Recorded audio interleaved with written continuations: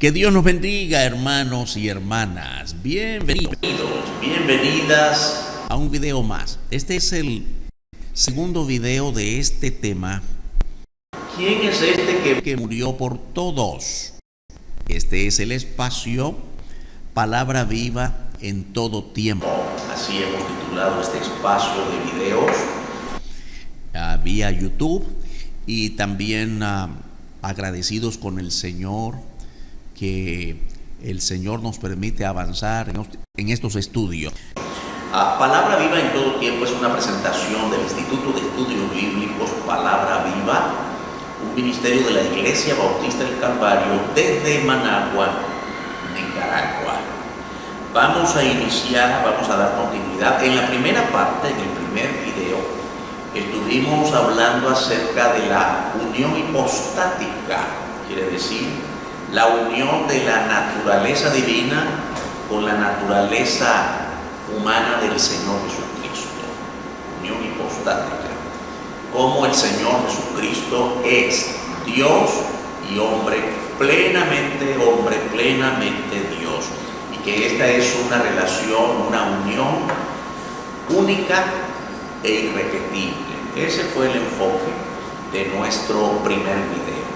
Y para dar continuidad en este tema de quién es este que murió por todos, en este segundo video vamos a ver algunas características del sacrificio del Señor Jesucristo en su muerte por nosotros. Vamos a iniciar orando. Te alabamos, Dios, gracias por esta oportunidad de presentar un nuevo video sobre estos temas tan importantes del tema general de la cristología, el enfoque sobre la persona del Señor Jesucristo. Qué privilegio tan grande tenemos de tener acceso a tu palabra y aprender de ella y saciarnos del conocimiento de ti.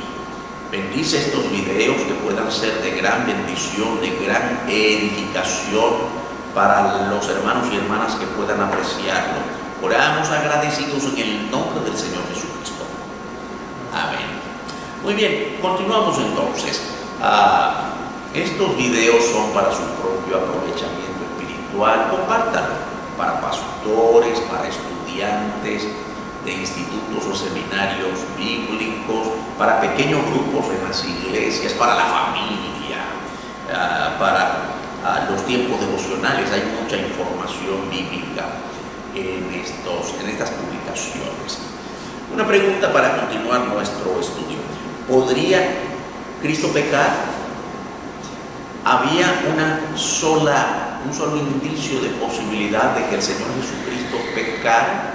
En las Escrituras nosotros observamos que el Señor Jesucristo tuvo muchos momentos de tentación. Y pienso que el momento más conocido es en el libro de Mateo, cuando Satanás tienta a Jesús y el Señor siempre le dice, Satanás, que conoce bien las Escrituras, dice, la Escritura dice, y el Señor también responde con la palabra. La palabra dice, es importante como la palabra revelada, Satanás la ocupa muy bien, y por eso es que muchos cristianos son engañados por falsos mensajes, por falsas enseñanzas. De hecho, toda forma de engaño, las herejías y la apostasía surgen muchas veces de la misma iglesia. ¿Podría Cristo pecar? Respuesta, no. Su naturaleza humana era al menos tentable, fue tentado muchas veces, pero no podía pecar. Dios no puede pecar, sería contra su propia naturaleza. En su naturaleza humana, hablando otra vez de lo hipostático, la unión de su naturaleza divina con su naturaleza humana, en su parte humana nunca llegó a ser dominado por el pecado. Su naturaleza no podía ser pecaminosa. Cristo es Dios en ser humano. Y su persona era tal que no podía pecar, porque Dios no puede ser dominado por el mal. Al tomar una naturaleza humana, el Señor fue tentado en todo según nuestra semejanza, pero sin pecado. Eso es lo que leemos en la carta a los Hebreos, capítulo 4, versículo 15.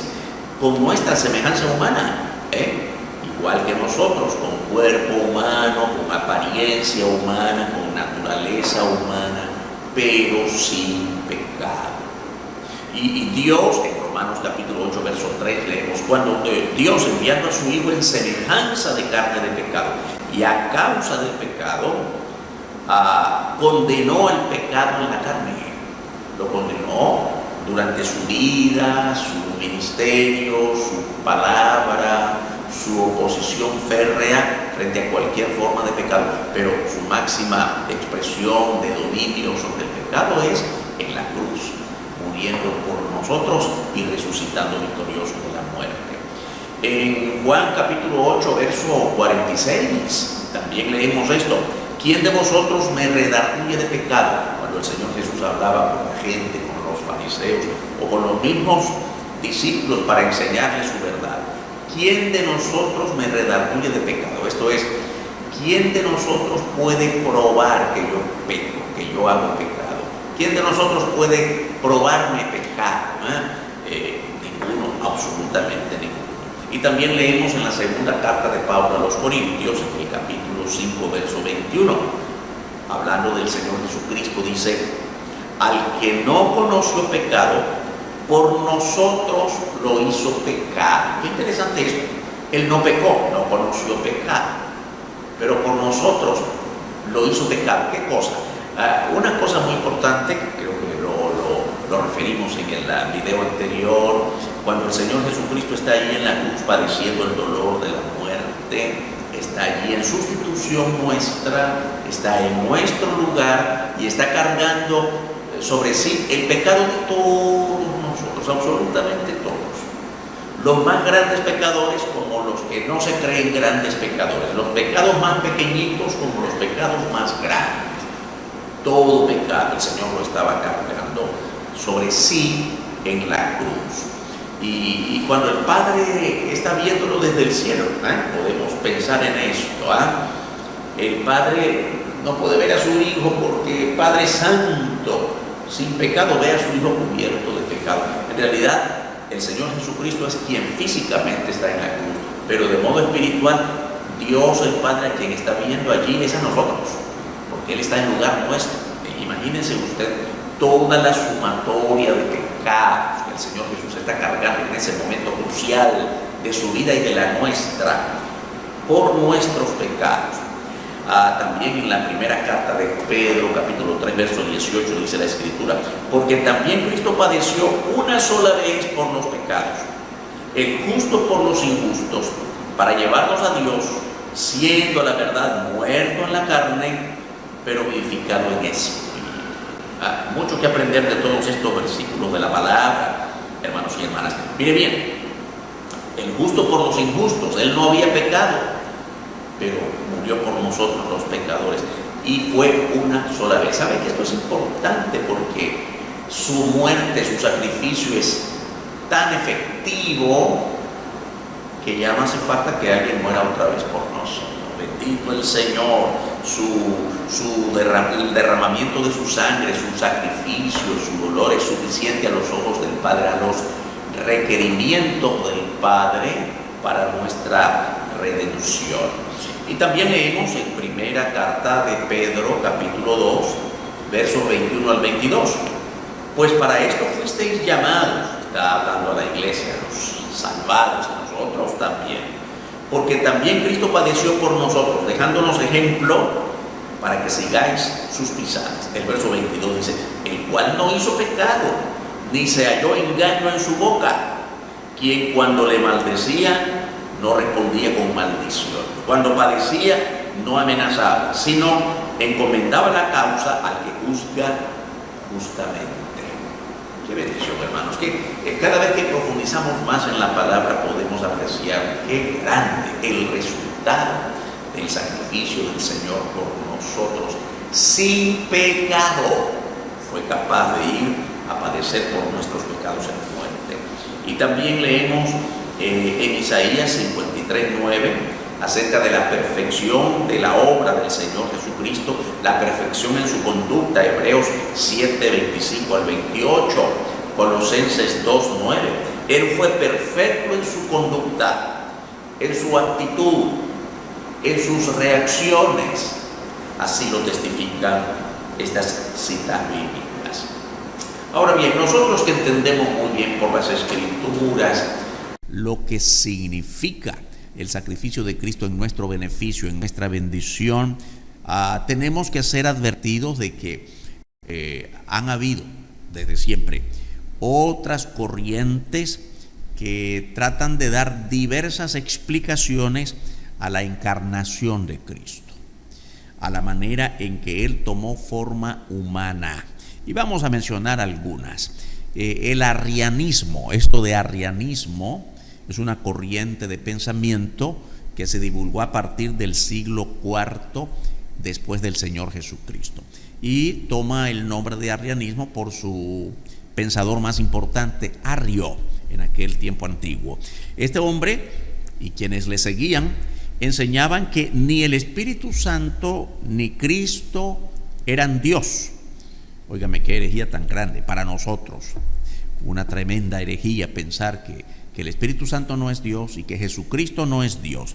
Por tanto, que no habían existido desde la eternidad y que fueron seres creados simplemente para cumplir con la redención del hombre. De esta manera, el arrianismo robó la divinidad al Señor Jesucristo, o por lo menos eso pretendía en aquellos primeros siglos de la historia de la iglesia. Imagínense los primeros cristianos que tenían, hay que decir esto, tenían muy poco acceso a la palabra. ¿Por qué? Bueno, porque para nosotros ahora es tan fácil leer la Biblia o cualquier otro comentario, hay tanto material y además de los materiales escritos que tenemos, están otras formas como la internet y tanto beneficio que tenemos a través de esta vía para conocer comentarios y tener bibliotecas enteras en cosas pequeñitas de la electrónica. Tenemos mucho acceso, gracias a Dios, en este tiempo. Los primeros creyentes, la imprenta fue hasta el siglo XVI, y todos esos siglos anteriores eran rollos y pergaminos, material demasiado frágil y tan difícil de copiar y copiar y copiar, de manera que los primeros creyentes por tantos siglos no tuvieron acceso fácil a las Escrituras. Por eso es que desde todas las iglesias surgieron corrientes que negaban la divinidad del Señor Jesucristo, la eternidad del Señor Jesucristo, la personalidad del Espíritu Santo. Por eso se crearon muchos pensamientos heréticos. Otras corrientes como el docetismo o el gnosticismo. Vamos a hablar un poco de estas dos corrientes. De esa época, estas corrientes desde esa época negaban la encarnación de Dios, porque decían que lo divino no se puede mezclar con la carne, de modo que Cristo no puede ser Dios encarnado. Ese era el principio filosófico de ellos. El gnosticismo, escrito con G primero, viene del griego. El gnosticismo es una corriente que todavía tiene muchas personas que le siguen, que la creen, del griego gnosis, que es conocimiento, como palabra, como definición, significa todos los que saben, el conocimiento basado en el esfuerzo humano por aprender desde su propio esfuerzo, dar explicación desde su propio esfuerzo a todos los fenómenos de la vida, aparte de Dios. Ahora, lo más increíble es que existen cristianos gnósticos. ¿Puede usted entender eso? Creer en Dios, pero creer que se puede llegar a Dios a través del conocimiento humano y no a través de la fuente única de revelación de Dios, que son las Escrituras. Esto es el gnosticismo. Después tenemos el docetismo, del griego doceo, que se refiere a todo lo que parece, que toma imagen de otra cosa, pero no la esencia. Aquello que parece que es, pero que no es. Eso es el docetismo. ¿Y cómo se relaciona con la persona del Señor Jesucristo? El docetismo era una corriente que enseñaba que el Señor Jesucristo, parecía un ser humano, pero en realidad no lo era. Esto implica el hecho de que al morir el Señor Jesucristo tampoco sufrió, porque solo parecía sufrir. Qué interesante que nosotros, cuando apreciamos profundamente, grandemente el sacrificio del Señor Jesucristo por nosotros, lo hacemos sabiendo que Él en realidad sufrió mucho dolor.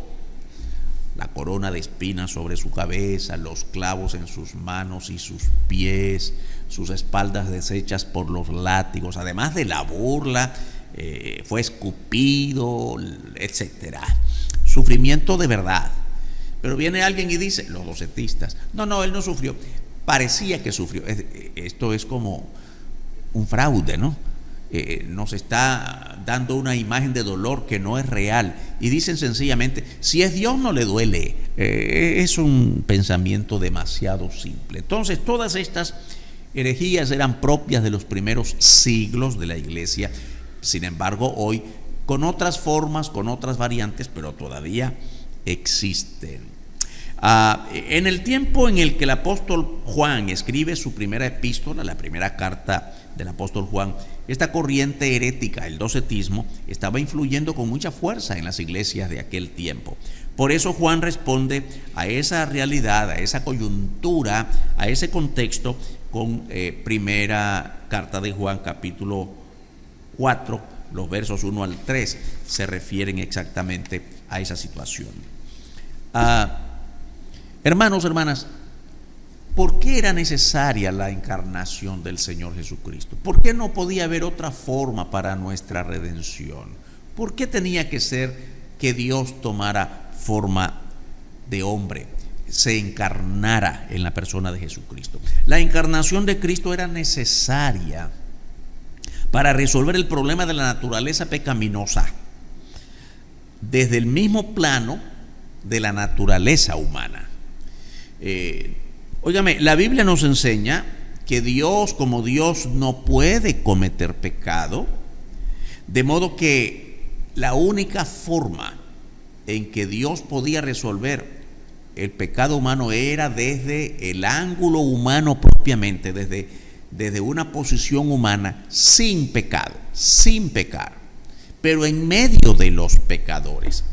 Era necesario padecer las mismas consecuencias de la naturaleza pecaminosa, pero sin llegar a pecar. Y eso fue lo que hizo el Señor Jesucristo, de modo pleno, de modo perfecto, de modo como había sido ya anunciado desde el Antiguo Testamento.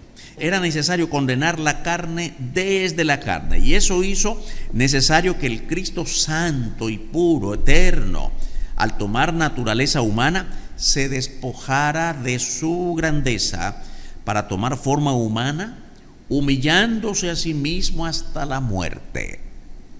Ahora vamos a otra parte de nuestro estudio que se relaciona con esta introducción. Esta humillación única, irrepetible, se llama kenosis. Vamos a hablar de la kenosis ahora, para que podamos entender cómo es la relación entre la unión hipostática, la unión de la naturaleza divina y la naturaleza humana del Señor Jesucristo, con la kenosis, que significa la manera en que el Señor Jesucristo se despojó a sí mismo. La unión hipostática, como ya hemos visto hasta ahora, se refiere a esa unión de naturaleza divina y naturaleza humana, y en esa condición divina humana o teoantrópica, Él se despojó a sí mismo. Él realizó la kenosis. Se refiere a la entrega del Señor Jesucristo a la muerte. Y esta entrega a la muerte fue voluntaria. Vamos a ir desmenuzando poco a poco lo que el apóstol Pablo escribió en el capítulo 2 de la carta a los Filipenses. Esto se extiende desde el verso 1 hasta el verso 11. Hablemos primero de la primera parte, la entrega de Cristo a la muerte en forma voluntaria. Dice capítulo 2 de Filipenses, versos 1 al 5. Por tanto, si hay alguna consolación en Cristo, si algún consuelo de amor, si alguna comunión del Espíritu, si algún afecto entrañable, si alguna misericordia, completad mi gozo sintiendo lo mismo, teniendo el mismo amor, unánime sintiendo una misma cosa. Nada hagáis por contienda o por vanagloria, antes bien con humildad, estimando cada uno a los demás como superiores a él mismo, no mirando cada uno por lo suyo propio, sino cada cual también por lo de los otros. Haya pues en vosotros este sentir que hubo también en Cristo Jesús, dice la Escritura. Es importante que nosotros observemos que la primera parte de este capítulo de Filipenses 2 está referida a los requerimientos de la palabra, a los requerimientos, a los requisitos de Dios, a los principios de Dios, que son los principios prácticos para la vida cristiana. El enfoque aquí no es tanto la entrega de Jesucristo. Ahora vamos a hablar, según esta escritura, de cómo Jesucristo se entregó para que nosotros tomásemos ejemplo de Él. ¿Ve? Por eso es que lo introduce así, acerca de que haya armonía, que no haya discordia, que nada hagamos por contienda o por vanagloria, sino con humildad. Está hablando de la conducta del creyente, pero va a enfocarse ahora en el ejemplo supremo del Señor Jesucristo, que se despojó a sí mismo para darnos el ejemplo de humildad, de humillación. Y esto lo encontramos en los versos 6 al 8 de este mismo capítulo 2 de la carta de Pablo a los Filipenses. Dice entonces a partir del versículo 6, el cual, el Señor Jesucristo, siendo en forma de Dios, no estimó el ser igual a Dios como cosa a que aferrarse, sino que se despojó a sí mismo, tomando forma de siervo, hecho semejante a los hombres, y estando en la condición de hombre, se humilló a sí mismo, haciéndose obediente hasta la muerte y muerte de cruz. Este es el enfoque exacto de la palabra kenosis: humillación voluntaria, derramamiento de sí mismo, vaciamiento de sí mismo, de modo voluntario. El ejemplo de Cristo en su humillación y en su conducta humilde. Después tenemos lo que nos expresa el capítulo 2, versos 9 al 11, acerca de la resolución del Padre de exaltarle hasta lo sumo, una vez que el Señor Jesucristo, después que murió, fue sepultado, al tercer día resucitó, y después de aparecer por aproximadamente 40 días a los discípulos y a diversas personas, fue ascendido a los cielos, y allá a los cielos, hermanos, hermanas, fue recibido por el Padre, exaltándole hasta lo sumo. Capítulo 2, versos 9 al 11 dice: por lo cual también le exaltó hasta lo sumo y le dio un nombre que es sobre todo nombre, para que en el nombre de Jesús se doble toda rodilla de los que están en los cielos y en la tierra y debajo de la tierra, y toda lengua confiese que Jesucristo es el Señor, para gloria de Dios Padre. La humillación de Cristo y su posterior exaltación hasta lo sumo en los cielos tiene que ser respondida de parte nuestra con suprema adoración. No puede haber nada que respire que no adore al Señor. Toda lengua confiese que Jesucristo es el Señor, para gloria de Dios Padre. Óigame, tenemos que meditar, como paréntesis en este estudio.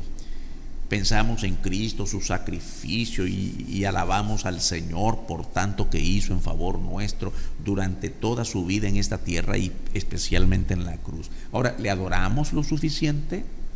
¿Cree usted que el Señor Jesús allá en los cielos, exaltado hasta lo sumo, que nos observa todo el tiempo, estará satisfecho con la manera en que le adoramos, con la manera en que mostramos conducta, testimonio, evidencia pública de que Él es nuestro Redentor y Salvador? En eso pensemos. La kenosis de Cristo consiste en que Él, siendo Dios eterno, majestuoso, no se aferró en los cielos a su esplendor y majestad, se autodespojó de su gloria y esplendor celestial, se humanó, y estando en la condición de ser humano se hizo siervo de Dios y del prójimo, y en esa condición llegó a ser obediente hasta la muerte y muerte de cruz. También nos detenemos un poco aquí, hermanos y hermanas, para pensar en esto del énfasis que el apóstol Pablo hace en la muerte de Cristo. Fue una muerte y muerte de cruz. ¿Por qué no quedó allí con solo esa expresión? Humillándose hasta la muerte. Muy bien, lo entendemos, pero sigue. Y muerte de cruz. ¿Sabe por qué? Porque lo que quiere decir aquí es hasta la muerte y no cualquier muerte.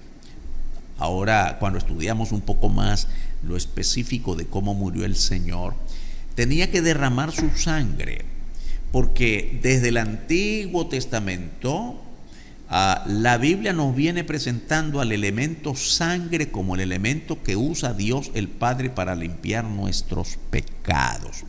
Siempre pensemos en esto, yéndonos o remontándonos desde el libro de Génesis, cuando Adán y Eva pecaron y le dio vergüenza descubrirse desnudos, entre otras muchas cosas que les avergonzaron. ¿Qué hicieron? Se taparon con higueras, con hojas. Y cuando el Señor descubre que Él sabía todo y que los encontró ya llenos de pecado, el Señor le quitó las hojas y ¿qué le puso? Cuero de animales. ¿Cómo se puede conseguir cuero de animales? La única forma es matando al animalito. Es la primera señal de muerte, de derramamiento de sangre. ¿Comprende esto? Y desde ese momento en lo adelante, la sangre, el cordero, el altar, ya cuando el pueblo de Israel surge, Dios manda que el pueblo de Israel levante un altar en el tabernáculo cuando van de camino, y ya después eso, muchos siglos después, en el templo que se levantó en Jerusalén, el elemento sangre. El corderito iba a ser llevado al sacrificio, pero no solamente para ser matado en cuanto a morir. Si fuera solo morir, bueno, hubiera sido ahogado o hubiera sido, ¿de qué otra manera? Tapada su nariz para que no respire, asfixiado. ¿De qué otro modo? Ahorcado. Pero si hubiera sido de todas esas formas, sin derramamiento de sangre, el sacrificio no tiene el mismo sentido. Lo mismo apunta hacia el Señor Jesucristo. El Señor, siempre hacemos énfasis de que el Señor Jesucristo murió por nosotros, lo cual es una tremenda verdad. Pero no solo fue que murió, sino la forma en que murió, derramando su sangre. Oiga bien, si el Señor Jesucristo hubiera sido muerto por nosotros ahorcado, de una manera que no hay sangre de por medio, de una manera ahogado, de una manera asfixiado, de una manera que su sangre no fuese visible, no se hubiera derramado, su muerte no hubiese sido efectiva. La muerte es necesaria en la manera en que murió, derramando su sangre, porque es con su sangre, la Biblia misma nos lo enseña, y la sangre de Jesucristo, su Hijo, nos limpia de todo pecado. Y no su simple muerte, no, la sangre. Por eso es importante, hermanos y hermanas, la manera en que murió, y así lo testifica el apóstol Pablo al final de este versículo, del versículo 11, cuando dice que murió y que fue exaltado hasta lo sumo, y que murió y que su muerte fue muerte de cruz. Esa expresión es muy importante, muerte de cruz, para que nosotros podamos entender, hermanos y hermanas, el tipo de muerte que los romanos, como sistema imperial, realizaban a los que consideraban los criminales más grandes. En esa condición murió el Señor Jesucristo, como uno de los criminales más grandes, porque estaba cubierto de todos nuestros pecados. Muerte y muerte de cruz, que quiere decir la peor muerte con que alguien podía haber muerto. Dios le exaltó, hermanos y hermanas, hasta lo sumo. Dios le exaltó hacia los cielos desde el monte de los olivos, hasta lo máximo. Le dio nombre sobre todo nombre, de tal manera que toda rodilla se humillará delante de él y toda lengua le confesará, cantará honra, gloria a su nombre. Se despojó a sí mismo. La palabra despojarse viene del griego ekenosen con K, que viene del verbo kenos, que significa vaciar, denigrar, despojar. De allí la palabra kenosis. Se utiliza varias veces en el Nuevo Testamento traduciéndose como desvanecerse, vaciarse. Está, por ejemplo, esa palabra en Romanos 4:14, en 1 Corintios 1:17, en 1 Corintios 9:15, en 2 Corintios 9:3, en Filipenses 2:7, como ya lo leímos ahora, y también en 1 Corintios 15, verso 2, verso 10, verso 14. Siempre durante el desarrollo de su ministerio, el Señor Jesucristo cuestionó a los judíos y se refirió a él sobre el lugar a donde estaba primero, en el cielo. Los judíos que escuchaban la palabra del Señor y no lo recibieron como Mesías, le rechazaron, no creyeron que Él era el Mesías, el Hijo de Dios. El Señor Jesucristo siempre refirió de dónde había venido. Y vamos a encontrar, por ejemplo, en la palabra, en el Evangelio según Juan, en el capítulo 6, vamos a leer aquí, en el capítulo 6, verso 61, dice Juan, capítulo 6, 61 y el 62. Sabiendo Jesús en sí mismo que sus discípulos murmuraban de esto, les dijo: ¿esto os ofende? Pues ¿qué si viereis al Hijo del Hombre subir a donde estaba primero? El Señor Jesús estaba haciendo referencia a que a donde estaba primero, en el cielo. Él vino del cielo. Y como hemos dicho ya en los estudios anteriores, el Señor lo hizo voluntariamente, vino desde el cielo. No se humilló solo en la cruz. Esa es la manera máxima de su humillación, en la muerte. Pero empezó a humillarse desde que dejó el cielo, su trono de gloria, para venir a nosotros, sin necesidad de que lo hubiera hecho. Él no necesitaba hacerlo, es Dios eterno. ¿Por qué lo hizo? Sencillamente porque nos amaba, nos ama, nos amará siempre. Y también en Juan 17, el verso 5, dice la Escritura: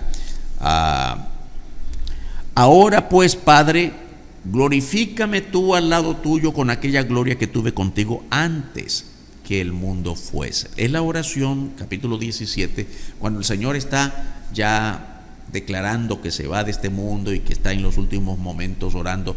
Esta oración es interesante, hermanos, porque es la oración previa de ser entregado, en el momento antes de ser entregado y llevado a la cruz y juzgado, etcétera.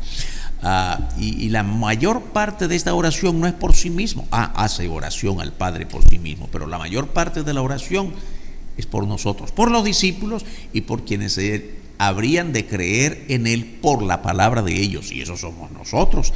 Hemos creído en el Señor Jesucristo por la palabra escrita de los apóstoles. Estaba orando por nosotros, y en medio de esa oración Él está diciendo al Padre: glorifícame tú al lado tuyo con aquella gloria que tuve contigo antes que el mundo fuese. ¿Qué es esto?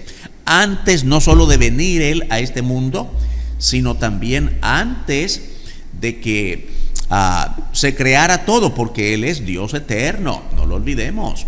Dios eterno, desde antes de la fundación del mundo, Él vivía en la plena gloria con Dios el Padre. El llamado que Pablo hace en Filipenses 2 acerca de conformar nuestra conducta bajo el ejemplo supremo del Señor Jesucristo consiste precisamente en eso, en que seamos de la misma actitud del Señor, en ser servidores de Dios y del prójimo, despojándonos de cualquier forma de vanidad. Dios anunció al Mesías como el siervo de Jehová.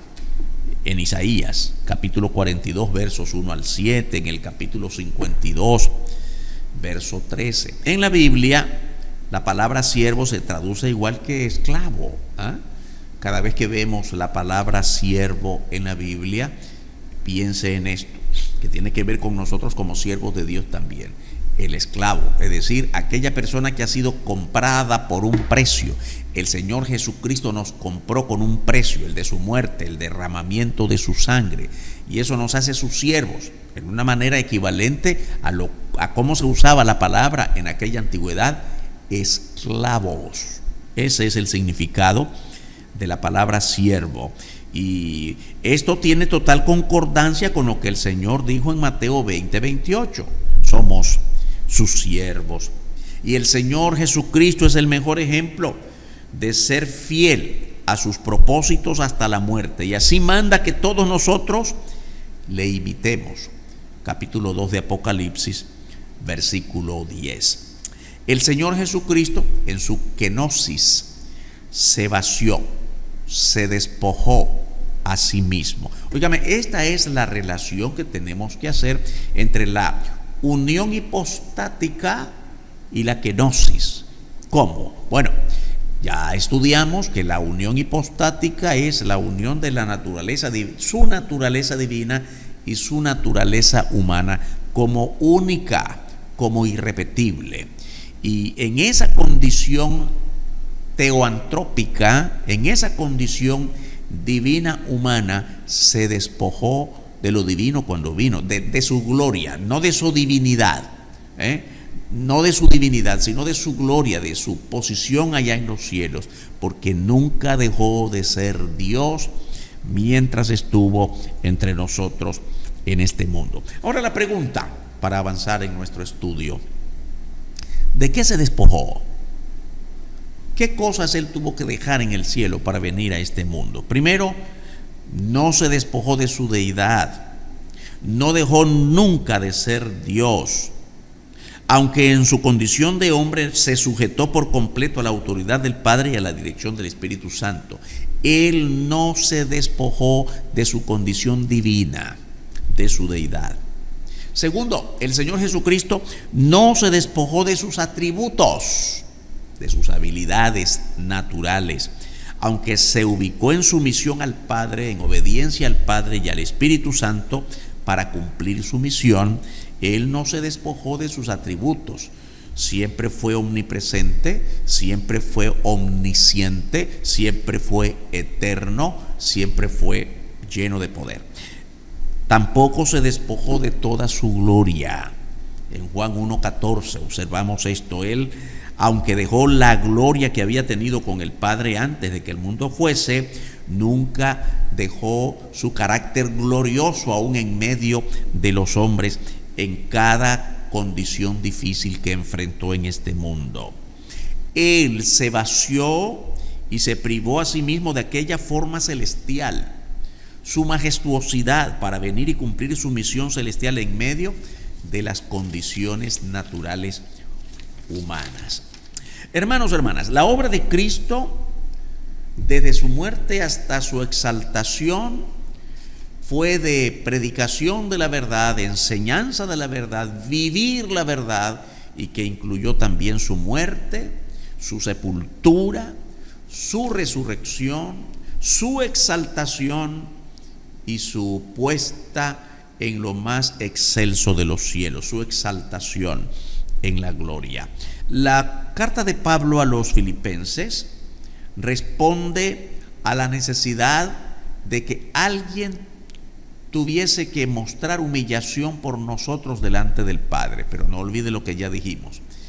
Esta forma de humillación de Cristo es explicada en el capítulo 2 de Filipenses como un ejemplo para que nosotros hagamos lo mismo. Ahora, una cosa importante: la Biblia no está mandando que nosotros nos humillemos de tal forma que demos nuestra vida por otros, pero que nos humillemos delante de Dios, del Señor Jesucristo, en su servicio, como respuesta a la obra que Él hizo por nosotros. Muy importante. Pablo describe sobre la total seguridad de la resurrección del Señor Jesús. El Señor resucitó. No, que no quepa dudas, nosotros creemos en la palabra. No fue una resurrección aparente al estilo de los docetistas, que todo lo del Señor Jesucristo fue apariencia. No, fue una resurrección real. Y la Biblia describe, primera a los Corintios capítulo 15 versos 16 al 20, que la resurrección del Señor Jesucristo representa las primicias, la primera forma de la resurrección hacia la vida eterna. Las primicias es importante porque ya habían otros que habían sido resucitados. Lázaro resucitó y así hay otros ejemplos de resurrección en las Escrituras. Pero cuando estos resucitaron, volvieron a morir. Y otra cosa importante de estas resurrecciones: no resucitaron por sí mismos, fueron resucitados por el poder de Dios. En el caso de Jesucristo, resucitó porque Él es Dios. Y ahora nosotros, que cuando muramos habremos de ser resucitados, según la palabra lo enseña, resucitaremos para vida eterna. Esa es la enorme diferencia con las resurrecciones anteriores, y lo que hace de Cristo, la resurrección de Cristo, las primicias. El primer ejemplo de una resurrección para la eternidad. La muerte de Cristo fue por sentencia y ejecución romana, según el Imperio Romano. Y esta muerte de Cristo, hermanos y hermanas, fue ejecutada por crucifixión y fue constatada su muerte traspasando su cadáver con una lanza en su costado. Así lo hacían los romanos. Cuando ya los romanos tenían, los condenados en la cruz tenían horas o días de padecer, entonces cruzaban una lanza para quitarles la vida y acabar con ellos de una vez. Cuando el Señor Jesucristo fue traspasado, hermanos y hermanas, los biblistas, los eruditos piensan que ya el Señor ya estaba desangrado. Toda su sangre fue vaciada por nosotros. Ahora bien, aunque la ejecución de la cruz fue romana, al modo romano, los judíos no crucificaban, los judíos lapidaban, que era apedreaban. Pero el Señor Jesucristo fue condenado bajo el sistema romano. Lo que sí fue llevado a cabo por procedimiento judío fue la sepultura. Su sepultura fue por procedimiento judío y bajo seguridad y custodia romana. Los judíos estaban vigilados porque estaban bajo el poder de Roma. Su resurrección fue constatada y testificada por los soldados romanos que custodiaban su tumba y por los testigos que vieron la tumba vacía. Es importante todo esto, hermanos y hermanas, para que no quepa duda y que no quede duda en nosotros que ocurrió y que solo algunos tienen la idea que esto ocurrió y que fue la impresión de alguien. No, fue testificada por muchos, incluyendo los soldados romanos. Asimismo, su elevación al cielo. La elevación del Señor Jesucristo fue presenciada por más de 500 testigos, así lo dice la Escritura. Le vieron ascender desde el monte de los olivos hacia las nubes. Hermanos y hermanas, vamos a dejar hasta aquí nuestro estudio de hoy. En el próximo video vamos a estar hablando de la obra del Señor Jesucristo a partir de su gloriosa resurrección. Le animamos a compartir estos estudios con otras personas, con su familia, con la iglesia. Esto es importante, conocer cada detalle de la palabra, porque así como hemos dicho que hubo corrientes que tergiversaban la palabra desde los primeros siglos de la iglesia, hoy hay más corrientes que tratan de nublar nuestra mente y desviarnos de la palabra de Dios. Por eso nosotros tenemos que insistir en apropiarnos de esta verdad, no solo para gozarnos en ella, sino para testificarla. Dios bendiga esta palabra.